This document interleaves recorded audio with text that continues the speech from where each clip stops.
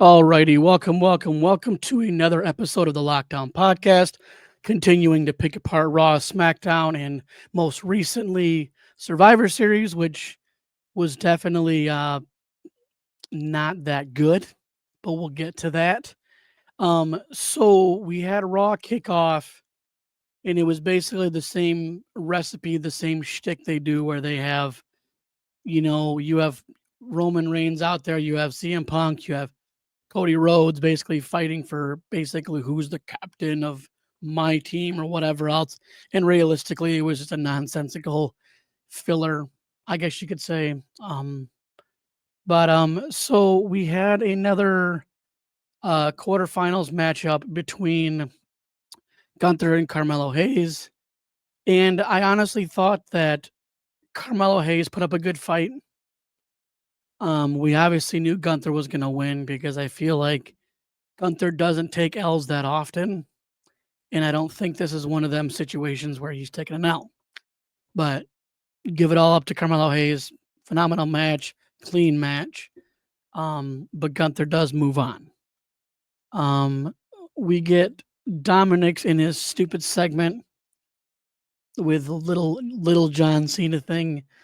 That really was just kind of a trope of all trope. Just some goofy gimmick to, I guess, make the fans think John Cena was going to be there. Yeah. This has been done before. This isn't Yep. new. Nope. The You're right. Miz did it to the Rock. I hmm mean, It's nothing yeah. truly new. My only take and on this, and we can continue, is that I don't like using little people as the pun or the butt of a joke. Um, and yeah, that was my only take. They could have chosen an old man. They could have done like a washed up wrestler, if you want to say washed up. They could have done anything, but to try to drive home the fact that Dominic is this really big star and he's gonna just tower over Cena, and you pair him with a little person. I'm just really kind of tired of seeing that, and I don't think it's good. However, I do like to see people get the work, the opportunities to be creative on television. Um, with that being said, I think we can move on from using little people in that role and only in that role. I'd rather see little people as performers and, part of the roster and doing their craft instead of that type of joke. It's ran its course. Yeah, WWE, let it go. All right, yeah. I'm done. That's my rant. Thank you. So we get Rey Mysterio coming out and goes against JD McDonough. Obviously gets the win on that. This is again just filler. I mean, there was not much of a story to any of this. Rey Mysterio wrestles whoever the heck he wants because he's a Hall of Famer. So he can basically just have matches that make no sense. Um, so so we get some of the competitors of the women's war game, and in cliche fashion, we get a brawl. We get a brawl, which is again no real surprise. But yeah, so I mean, it's I don't like when they do this. Like if you're having a pre-brawl, like this brawl almost seemed as entertaining as the match in real time. But so we get another matchup in the Last Time Is Now tournament. We get Solo Sokoa versus Penta. Um, Very short match, unfortunately. Penta looked like he hurt his shoulder or something. Um, and that's all there really is to it. Um, it's kind of weird that this tournament where this is the second injury, not during this is only during the match, but like the second time we've had to replace someone or just push someone along in the tournament because what I don't understand is that so Penta gets hurt, so then Solo just walks into the next level, right? But then why did we get LA Knight having to face someone new versus getting pushed through? Mm, Because it's the same scenario, just, yeah. but I think I think it makes for interesting TV that, and it also probably does something for his character that he doesn't get the easy way out. Like he doesn't get a bye to the next round because his opponent got injured, and had to withdraw. He's got to yeah. still like have that match. Um, I think that's the reason why they didn't storyline it to be like, all right, you get a bye through because Sheamus got hurt. Yeah. Yeah. So weirdly enough, we normally have singles matches for the advantage in war games. For some odd reason this time around, we decided to do a, you know, a tag match, which I thought was a little bit weird. But Drew McIntyre and Logan Paul, obviously with a little bit of tomfoolery going on, do get the win in the advantage match. So they basically kind of get the second person in before the first team gets there too. So that's basically the whole thing of the advantage. Basically the numbers are on their side until the end. Um, so we move over to SmackDown and we get another tournament match between Jey Uso and Rusev, and I don't. I don't like Jey Uso beating Rusev. I think Rusev would have been a better fit. I think Rusev would have been more, up John Cena's alley. I don't know why they decided to go with Rusev. But yeah, so Jey Uso gets the win on that. Um, so we get a WWE Women's Championship match: Jade Cargill versus Chelsea Green. Um, well, sorry, Jade Cargill interrupts Chelsea Green during her Women's United States Championship little soiree, I guess you could say. And just goes in there and obliterates her and walks away. Not mad about that. Um, so again, with the LA Knight not getting a bye, um, uh, the Miz obviously gets to step in, which doesn't make any sense to me Mhm. because the Miz just gets put in, even though he was already in the tournament and Right. lost. So it should have been a 0% probability of him getting back into this, Yep. which again ruins the prestige of this whole bingo ball spin around and pick random opponents. So they by putting the Miz in, they basically make it even more not believable that this is random. You're right. I agree. And we talked a little bit beforehand, and like they could have put anybody in there, right? They could have done R-Truth because R-Truth has a history with John Cena, right? Like Facts. they could have done something like that. And even if he didn't win and LA Knight still wins, like at least he was in the tournament, right? But Yep. instead they just give us someone who already lost, which doesn't make any sense. In the fact that like they drew a ball and said his name, like if they would have said, "Oh, well, okay, Miz, you can go in the next one, whatever." Like, but the fact that they gave us this illusion that they drew another ball and had the Miz's name on it, that's that's that's dumb. That's dumb. And like I'm obviously glad LA Knight defeated him, so the Miz has lost twice in the same tournament, I guess. Mhm. Um, but so basically the last time is now tournament is basically down to Jey Uso versus LA Knight and Solo Sikoa versus Gunther, which I think is basically on one side you have the faces and the other side you have the heels. So I Yeah. think this is going to obviously by how it's written, it's going to be a heel versus a face. Um, and I don't know how exactly it'll play out. Um, but I guess we'll play the wait and see game. Yeah, Um, that's all that we can do. It is unfortunate that our truth did not make an appearance in this tournament, yeah. and there was definitely that missed opportunity, like you said, for the Miz. Um, yeah, So the next match we get is the women's advantage match between Charlotte Flair and Asuka. Um, Again, this is a great matchup. Like this is literally a WrestleMania caliber matchup yeah, on any night. and they've had a WrestleMania match before, Yeah, right? Asuka yeah, and yeah, yeah. It's when so Charlotte broke Asuka's streak. yeah, And so like I love that they matched those two up specifically, just because there's a lot of history there, and obviously Charlotte does get the win on that, so the faces get the advantage in the War Games match. So all's well that ends okay. yeah. So we did have a weirdly enough on the Friday before we had a traditional Survivor Series elimination match between Sami Zayn, along with the Motor City Machine Guns and Ray Phoenix, and And I forget who Shinsuke, else.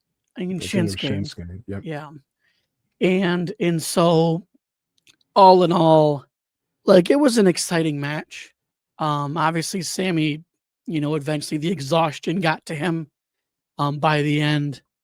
And obviously, so the MFTs get the win in this.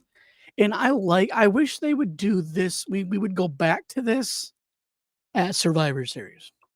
Like I'm done with the war. It was Mhm. cool to run the war games back, but it was cooler in NXT than it is in WWE, or in NXT Yeah. than it is like the main roster. So, do you think War Games is watered down? Because to preface that question is we did some little history and some backgrounds, of war games of the past, 80s and 90s, early 2000s, WWE's version of war games. Do you think war games is watered down for the WWE specific product, like I f- SmackDown versus Raw, I mean, or I feel like it does like it's not as gruesome as it could be.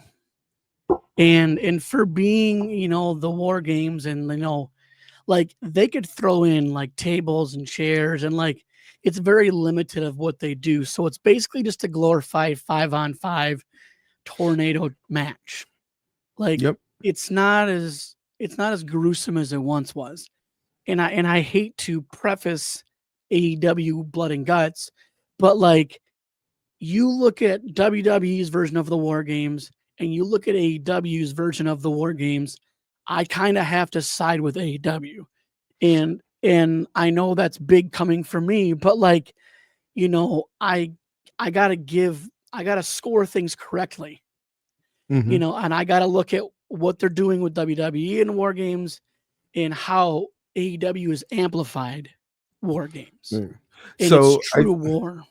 Yeah. So I would agree with you that AEW's version of War Games is much different. It's also for a different audience. And I think eventually we'll see AEW move into a less gruesome Yeah.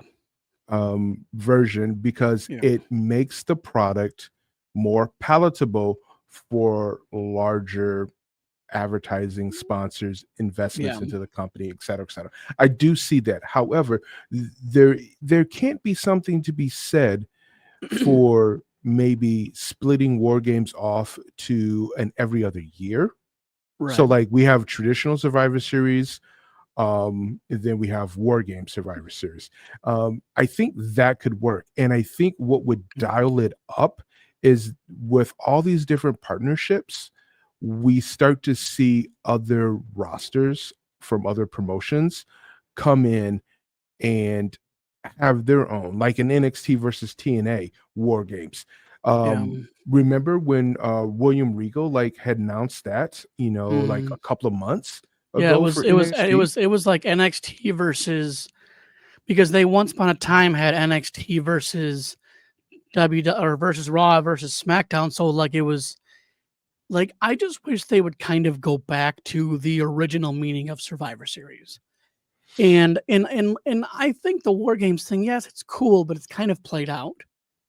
And it's, you have, a lot of the same people that have been in it. Rhea's been in a handful.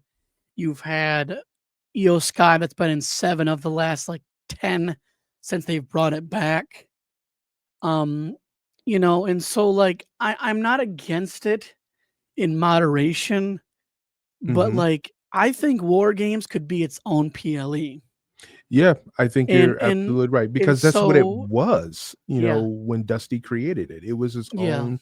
Yeah. w- So, And yeah. I think if they got rid of Hell in a Cell and had just like the War Games was the PLE instead of Hell in a Cell, I'd be okay with that.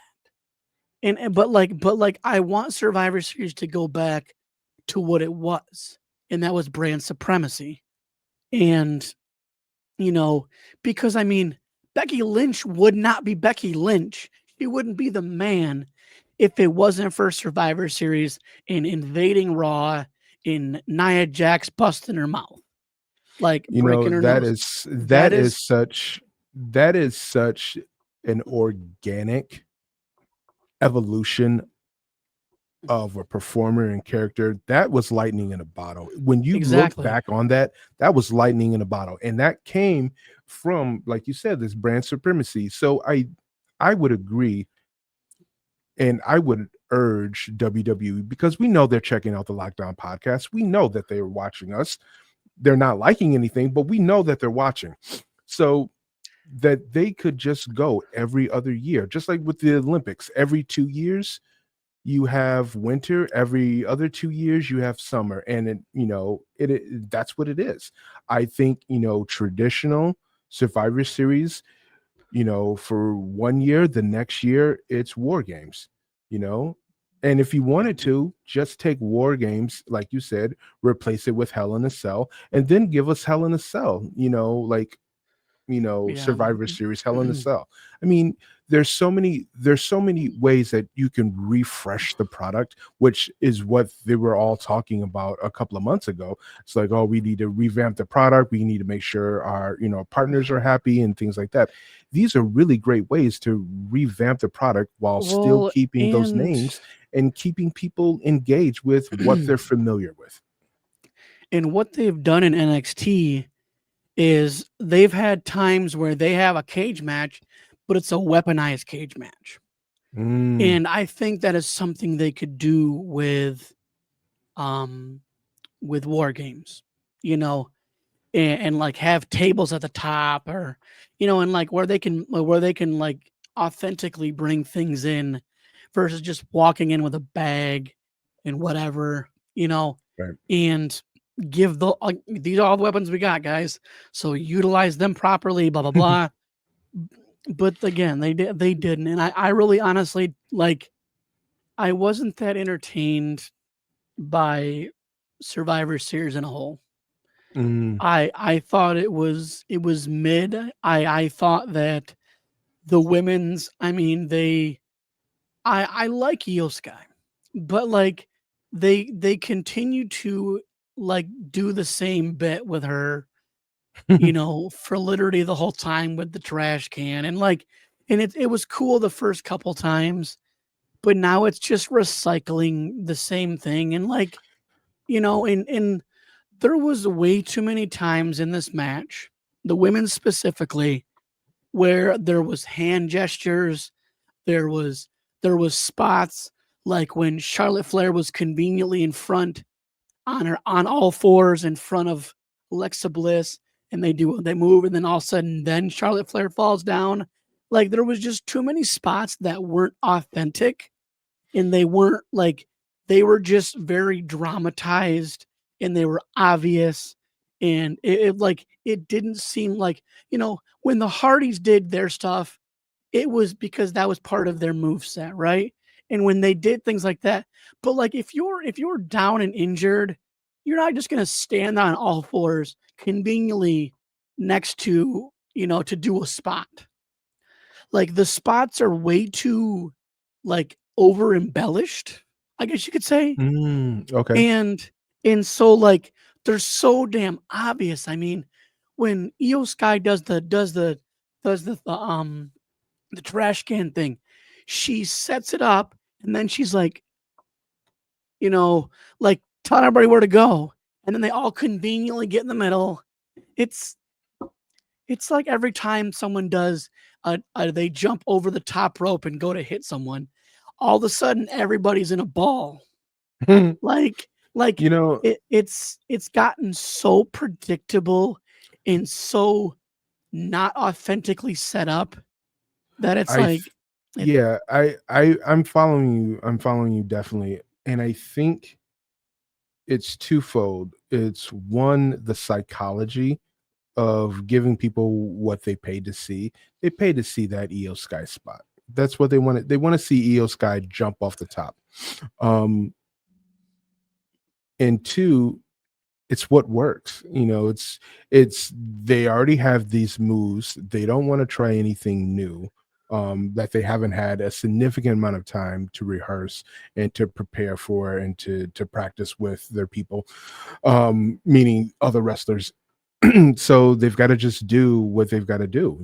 They're given a list of spot sheets, or on they're given a list of spots from a sheet.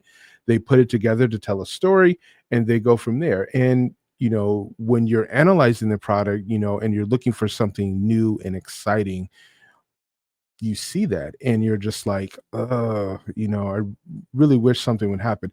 Um, yeah, I agree. I agree with you. It's, let's change it up. And it goes back to what we were kind of in agreement on. It's like, let's switch up war games. Let's just give it its own PLE. Let's move it out to another year. Let's do traditional Survivor Series, brand supremacy, and then the next time we have war games, it is war games. We well, have and four now war games now matches. now think about it like this. Okay. Okay. So if we have so let's say we have all these matchups for a traditional Survivor Series, right? Hmm. And the whoever wins gets the advantage next year on every match. And Mm, so like let's say we still have if we have war games, but let's still have it be Raw versus SmackDown. And so then whoever wins the traditional Survivor Series, the 3 out of 5 matches or whatever, whoever wins that gets the advantage next year in war games. but Something like that's see the but that's to say that war games would be goes back to a brand supremacy format. I think war games is great for grudges, and it doesn't matter which brand you're on. I think traditional Survivor Series is great for brand supremacy. That's me thinking about it. yeah. Um, but what I would like to see, and I know where your train of thought is, and it's inspired by Corey Graves, is that traditional Survivor Series, there's something in it. You know what I'm saying? There's something in it for you. If you win traditional Survivor Series, you get a title shot, or something. Yeah. You get it, especially if you're the last man standing. In a Yeah. Survivor Series, I think those types of Survivor Series are really great to like introduce new people and introduce characters and give them screen time. I think War Games is a really good way to wrap up long running stories and start us off into new stories. Well, Like and with that's kind yeah. of what I was alluding to about Mhm, getting rid of Hell in the Cell and doing war games. And like because like Hell in a Cell is, it's very it's a culmination match, right? And mhm, that's exactly what war games is a culmination match. So like I would rather have war games than a one-on-one Hell in a Cell match. mm, But like maybe they switch it up and they Hell in a Cell wrap everything but 2 rings. mm. Ooh, You know what I'm yeah. saying? So like so Mhm, basically make now they can go outside. Like the getting out of the cage doesn't matter. Like at the end of the day, it's whoever wins, period, no matter how it happens. Basically have War Games be just like a covered Hell in a Cell over two and combine the two and have a baby. Right? Yeah. And so then now the things under the ring are accessible throughout the whole match. You don't have to bum rush them in.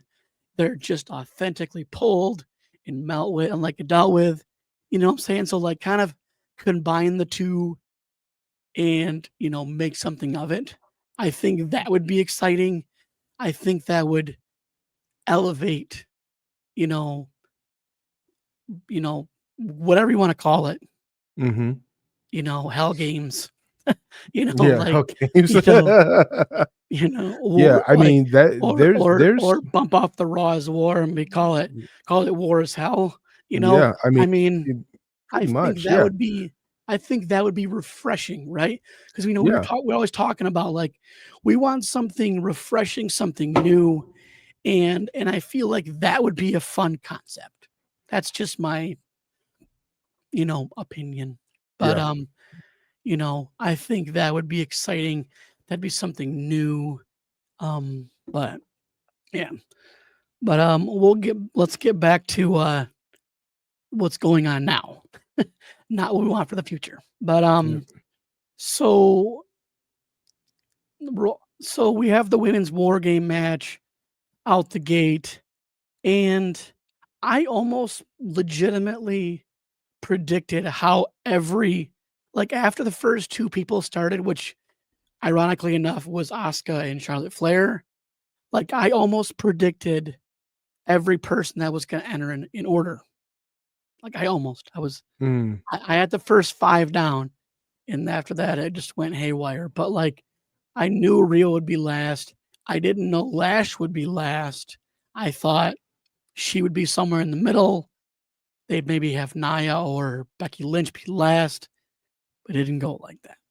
But yeah, so obviously the good guys get the win, the baby faces, which obviously the baby faces have won the last 4 years. So like I'm not too like it's not like it's off and on. You know what right. I'm saying? Cuz I like with the men, I mean it's been kind of hit and miss, right? Like one Mhm. second, the good guys wins, not the bad guys win.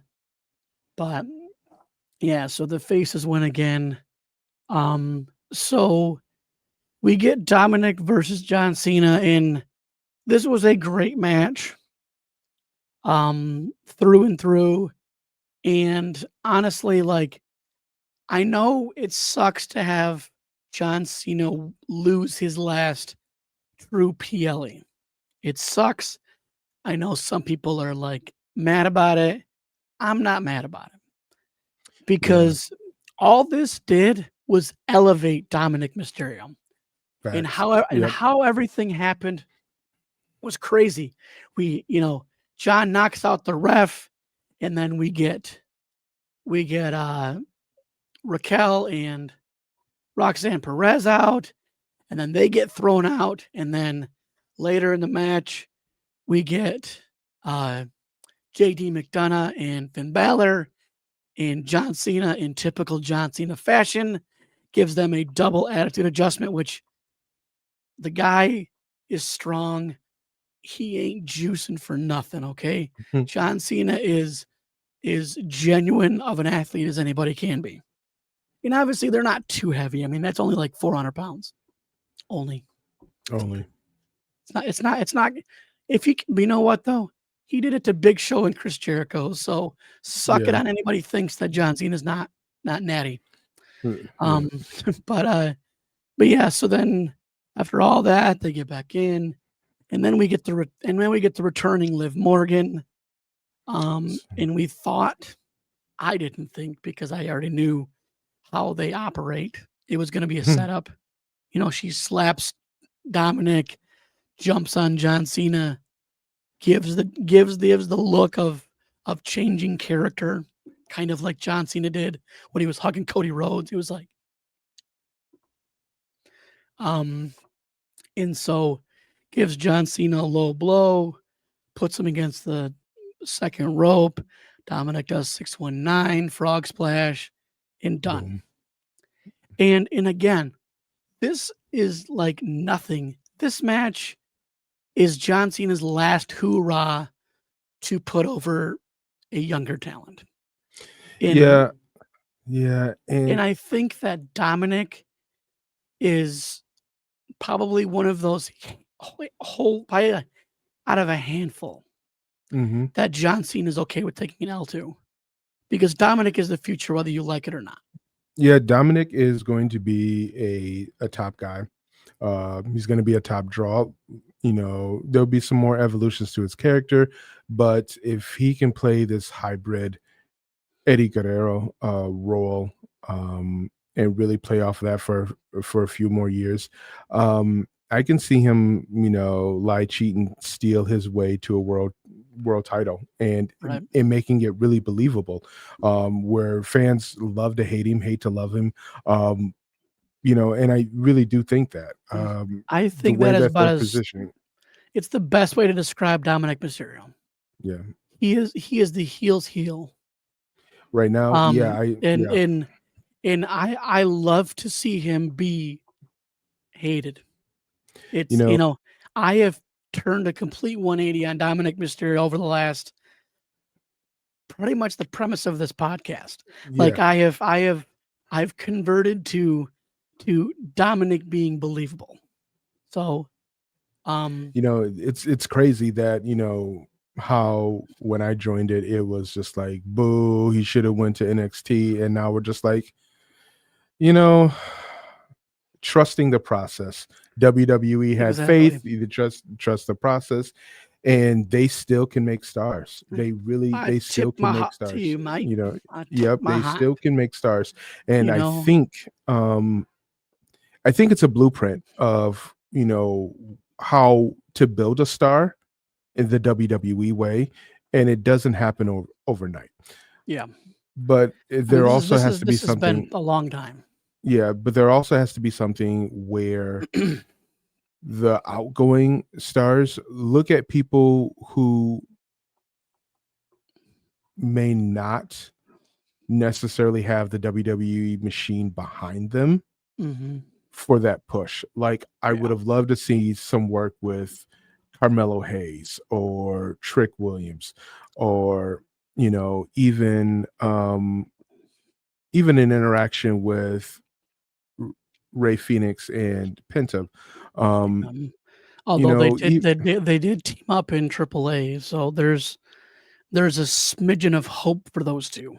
But now that yeah, Penda's on the shelf, probably that's going to be on hold. But yeah. I um, mean, but still, I mean, just to have those interactions in ring where people can see, like 6 man, like there was a Rey Mysterio and CM Punk 6 man match a couple of weeks ago. mhm, Um, that I think younger up and coming talent would have really benefited from, like a Carmelo Hayes. yeah.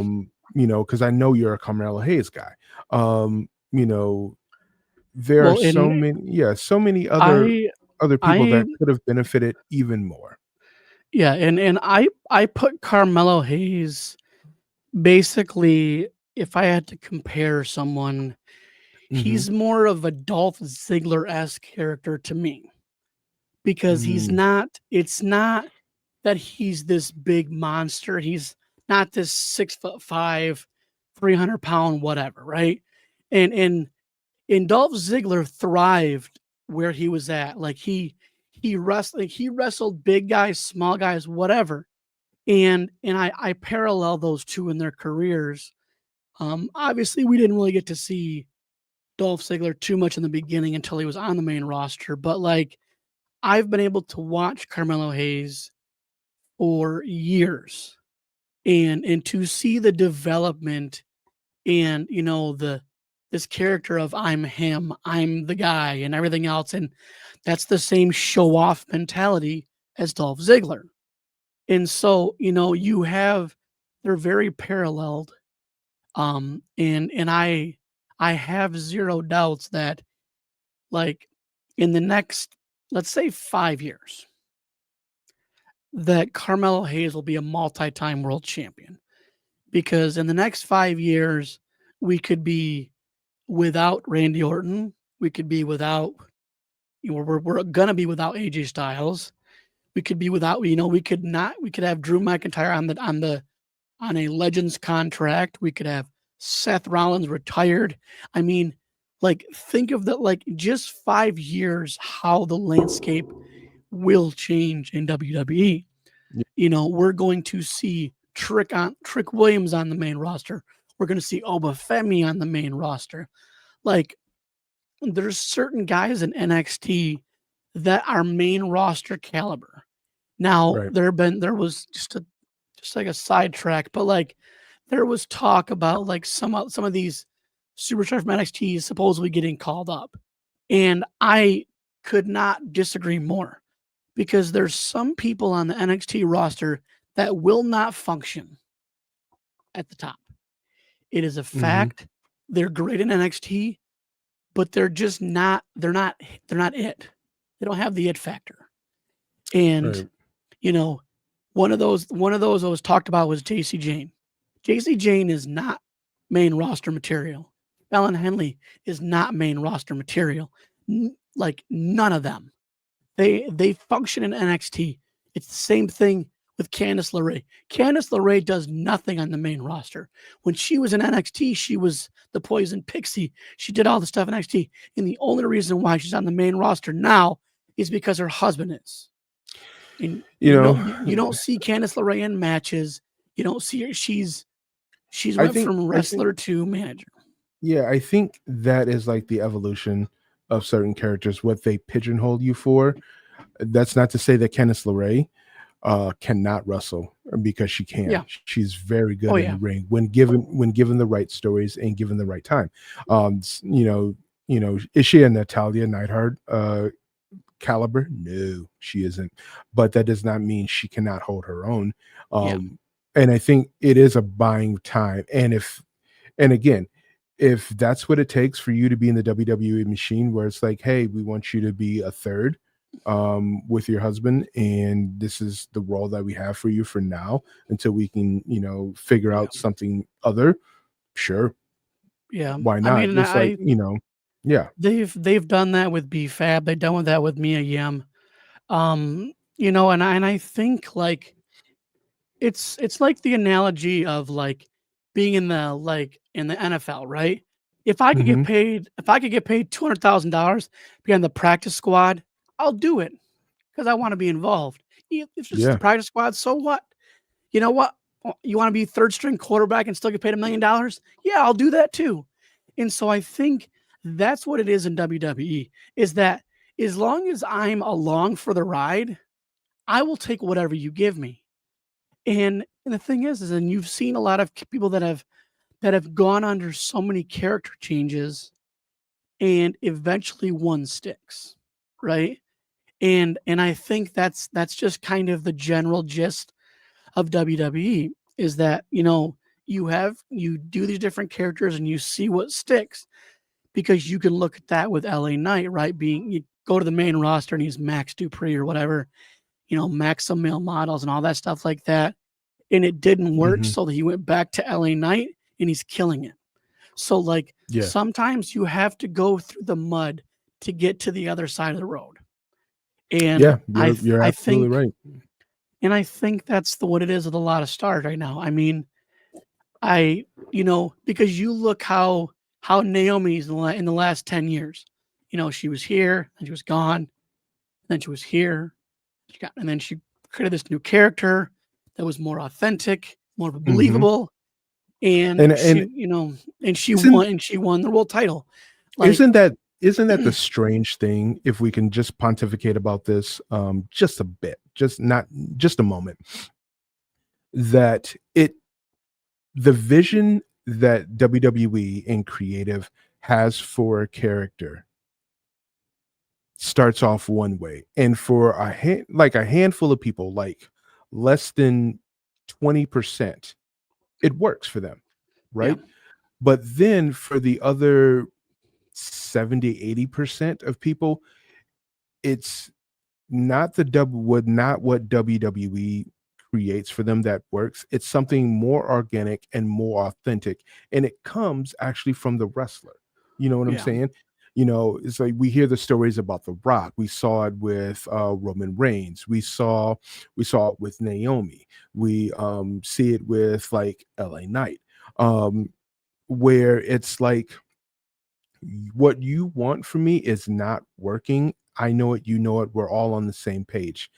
Let me try this my way. And if it doesn't work, let's come back together. We either wash our hands or we try again. But let me try it my way. And when they come back and they authentically connect with them and they do something that is more personable to them, Yeah. you then see this like, oh my gosh, where have you been like the last 3 years? I And I was think, like, I mean, and that's a lot of characters, but I do give credit where credit's due when it comes to the evolution of some wrestlers. Mhm. Like, the one person that I think has evolved more than any other wrestler is Bray Wyatt. And Yes, I would absolutely. think that he has had, from being Husky Harris to being this overweight goon and the Nexus and everything else, to what he became, is the greatest transformation in WWE history. Right. And Because, so so authentic where it's like, exactly. and I wonder how much of that transformation, specifically for Bray Wyatt and his character, Wyndham Rotunda, that because I believe at the time his dad was still working with Vince, right? Um, and how much of it was like, hey Vince, just let my kid try this. Let Oh me yeah, give he's me got yeah, storyboards for like 10 years that yeah, that they're trying to incorporate now from the things that, Bray Wyatt created. right. And so, like, I love that his legacy and his mind lives on in WWE, and it's for I feel like it's for the true fans that we get the little things Mhm. that they do for Bray Wyatt. Like, there's been a time in a match when the Fireflies will just come out for no, like, in the middle of a match, whatever. And, like, it's those small things that, like, his legacy will live on. But Right. let's get back to Survivor Series. But, but this is what it's all about, man. Yep. So we had the next match was Stephanie Vaquer versus Nikki Bella, and I really thought they were going to pull the trigger on Nikki Bella. I Mm, I just had an inkling, and they didn't. And and Stephanie Vaquer obviously gets the win, and I was really surprised that they didn't, because, like, you had the kind of heel turn by Nikki Bella, and then it really didn't become of anything because she lost. Um, and I don't know if this is a setup for something in the future. Maybe we'll see this match get ran back and we'll have a different outcome. I don't know. But I don't feel like this feud's over with. I think there's still more gas in the tank for this. So I guess we'll wait yeah. and see. Now, let's get to the creme de la creme, and that is the men's war game match. And this was honestly pretty predictable, of kind of the succession of who came out. Um, but it started off with, I believe, CM Punk and Bronson Reed, I believe. Or no, I think it might have been Braun Breaker. I don't know. I forget already. I just watched it. Mhm. But like, this match didn't really live up to the hype. Um, What I what think yeah, what was your problem with the match? Because I just thought I it like was it was good enough for what it was with who was in the match. I didn't I thought the end of the match was unnecessary. Um, with like the whole masked character or whatever coming out and delivering a curb stomp, which we know is not Seth Rollins, and because obviously he's legitimately out with shoulder surgery and everything else, so he wouldn't be climbing a cage, right? And I Yeah. don't even like I don't I want to be surprised. I've commented in multiple Facebook groups, whatever forums, and I don't want to know. I want it to be a surprise because there's people that have guessed like 30 different people, right? Mm, And I don't want to know. I don't want someone to I don't want someone to predict this. I want the rumor mills to shut the hell up. I just want this to happen authentically. And I don't even want to really touch on who I think it is.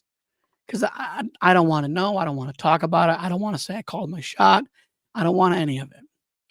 But like as far as the people in the match,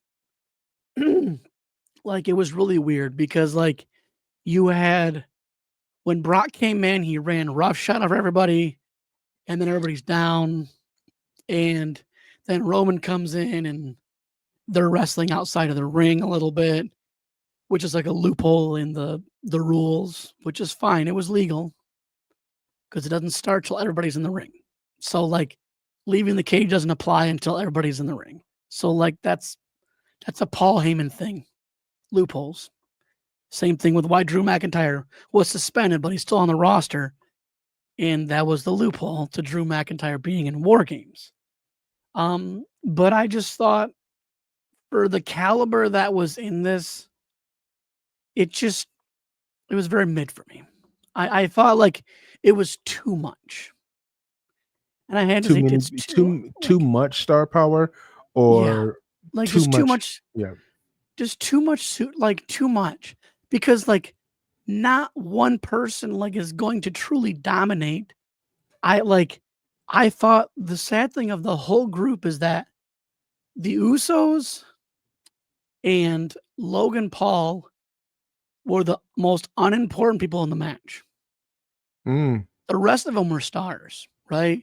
Brock, Bronson, Braun Breaker, CM Punk, Cody Rhodes, CM like those guys were top.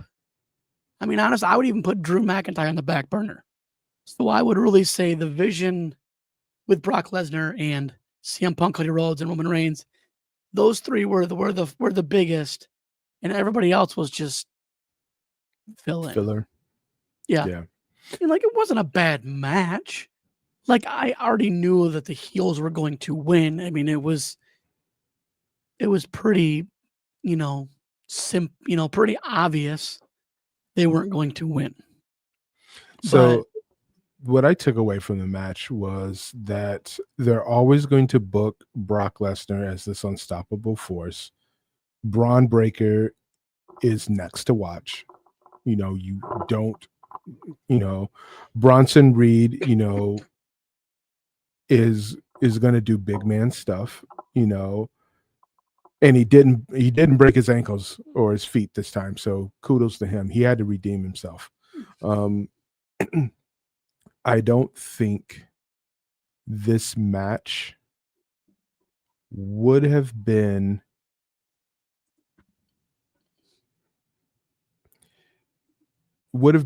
worthy of a PLE if it was not for Roman Reigns and Brock Lesnar and how they are viewed in the company. yeah, You advertise them, people will show. yeah. I mean, and And they're the alpha males of the roster. Period. right. So with that being said, And I didn't like the yeah, Jey Uso thing in the middle of the match either. I yeah. So I missed I that. yeah. Yeah. So Jey So Uso before Brock came out, he did the whole and then ran and then goes up to the top of the cage and doing all this like on the top like stupid.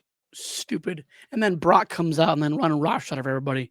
Like it was just unnecessary. It was stupid. I you thought it know, had no place in this match. I think what could have been a better spot is Brock Lesnar coming out, getting his spot, and then a few minutes later, everybody everybody just gangs up on Brock Lesnar, and instead of him like powering out, he gets Yeah. his comeuppance. Yeah. You come out, give Brock Lesnar's, that you know heat or whatever have you, because he runs through people while they're regrouping or whatever have you. Brock Lesnar does his Brock Lesnar thing, and then they all the faces just take their turns popping him, with Yeah. all their like setup finishers. Yeah. Jey Uso yeeting all the time unnecessarily. Put that stuff in your back pocket. But that also goes back to the WWE thing of giving the people what they want. That's a low hanging fruit. It gets people excited, blah, blah, blah. They're going to Like, do it but I just like, don't think, but it's not though. Like, and that's the thing is that it's great for people that are there, and that's how they get the crowd involved, I guess.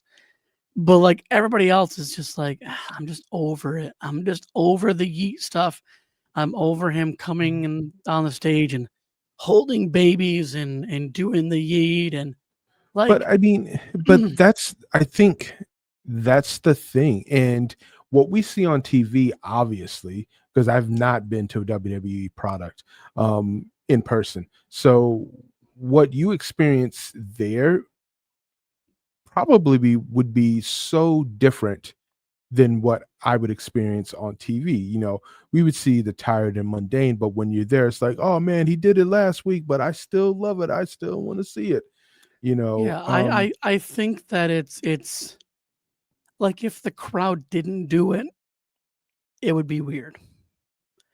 And I think it's just like you said, it's just one of those things where the fans love doing it and we're just gonna run it, and no matter how mundane and boring it really is, we're just gonna do it. it But also goes to show that WWE does not have a problem running something into the ground and then digging up the ground and right. running it back into the ground again. They have no cares are given Yeah. by that. But when you look at it, it's like I don't want to see that, right now. Yeah. Give me, what? You don't have to give me something new, but what I would like to see is that thing that you are betting the bank on not to be used so much. Yeah. Just Yeah. tone it So way down. so let's just make some predictions here. So we have the last time is now tournament. And Mhm. we have Jey Uso versus LA Knight. And on the other side, we have Gunther versus Solo Sokoa. Um, so we're obviously going to find out this week, who, the finalized bracket of all this. Um, I think unfortunately we're going to see Uso beat LA Knight, and we're going to see Gunther beat Solo Sokoa. Now, if I was to like, because they're going to run it back with Uso and Gunther. Like they've obviously had their history, so that's what's gonna play out. And we're gonna get Gunther versus John Cena. That is my overall um thought process on this. Unfortunately, LA Knight is getting buried as always, and LA Knight is basically getting carried and crossed. You So know, I kind of disagree with that, but I'll save it for another time. I want to collect my thoughts on it. Here's how I think it's going to go. I think it's going to be LA Knight and Gunther and John Cena. I think it's a foregone conclusion that the only way we get LA Knight versus John Cena is if LA Knight is going to get a major 2026 push with That's fair. championship gold. That's fair. Otherwise, I think LA Knight's character um can handle it a little bit longer, but there's going to have to be a reckoning with LA Knight and his character in 2026 because Mm, he's now going to start encroaching on that Sami Zayn territory yeah. of the guy who could almost get it done but can't. Yeah. And I don't think that's why people are invested in LA Knight. They're just waiting.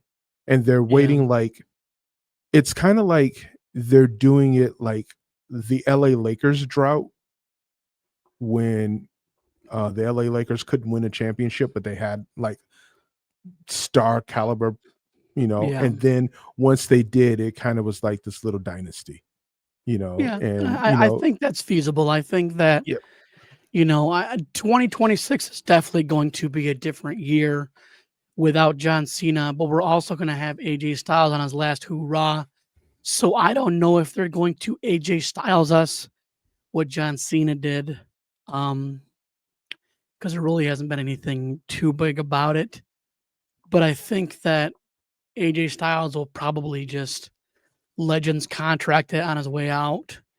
I don't think we're going to get, an AJ Styles farewell tour like we did for John Cena. I, Um, you know what, I mean, I I would, would, I yeah, think it'd be cool if we did.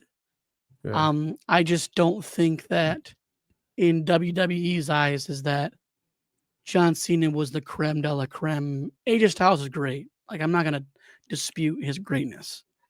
Um, but speaking of greatness, though, is that we have not seen Randy Orton at the last 4 PLEs, and okay. I don't know why. I don't know what Um, the rhyme or reason is, we but haven't seen Bailey on TV in a little bit. We haven't yeah, seen a couple of other people on TV in a little bit. Here's the thing with Randy Orton, and he can show up tomorrow and just be like, "Hey, I'm gonna RKO you, and I'm gonna go back home and eat some Nutella and play some video games." yeah, I mean, you know, whether he's just chilling, waiting for his 2026, um, stepping into that part timer role, cool. If he is just this is just scheduled time off for him towards the end of the year because it's cold outside and he doesn't want to travel in the wintertime, cool. Long as yeah, Randy Orton is alive, like any other wrestler, and he can get up and take care of his family and take care of himself, and he's not debilitated or anything like that, mm, cool. You know what? I'd rather know that, protecting. yeah, I'd rather know that performers that we've invested in over the years are okay and they're alive and that Yeah, they're taking care of themselves versus I haven't seen you on TV. I know that you're alive. And I think that's what happens when you become an older, viewer and supporter of professional wrestling. It's not about you how much TV time you get because I know you're going to get a pop the next time you show up. I know you're going to do something fun and exciting. I'm cool with that. I just want to know that you're all right. You're alive. You're yeah, doing your thing. yeah, and You know. I think Randy Orton gets whatever breaks he wants because essentially, if you really think about it, Hmm. he's the longest tenure with the exception of R-Truth, but Randy Orton's been wrestling more and so like he's the longest tenure at this juncture essentially. So you know what? He wants a break, he gets a break because Right. he is awarded that for the longevity. And So like, if they're trying to keep him a little bit longer, they're going to give him more breaks and make him, a hot commodity to see. here's the thought. Just a little bit of thought. Randy Orton specifically. Remember when he was paired with Matt Riddle? Yep. You know, um, I think towards the twilight of Randy Orton's career, I think pairing him up with up and comers like a Carmelo Hayes, like a Trick Williams, like a Obafemi, like like stars that are on the cusp of I'm about to start my you better keep your eyes on me run, right? And having them paired with a Randy Orton for some good, like, I wouldn't necessarily say wholesome, but it doesn't have to be like angry, legend killer type Randy Orton vibes, Mhm. but pairing him up with people that he can take under his wing, that he can give the rub to, would be so much of a full circle for his career, that it would, because he started off with coming up with people that were just that upper echelon of being booked and telling stories and getting those matches and being like the face of the company. I Right. think putting him in that role and him handpicking people that could benefit from him, I really do think someone uh, um like a Carmelo Hayes or JD McDonough. I know you don't like him, but I think JD McDonough is a great talent, great worker. Um, Yeah. he does not have the look of world champion, but he does have a look of US champion, of intercontinental champion, um, tag team champion. Yeah. And those types of guys, I think, would benefit greatly from having some programs and stories with a Randy Orton.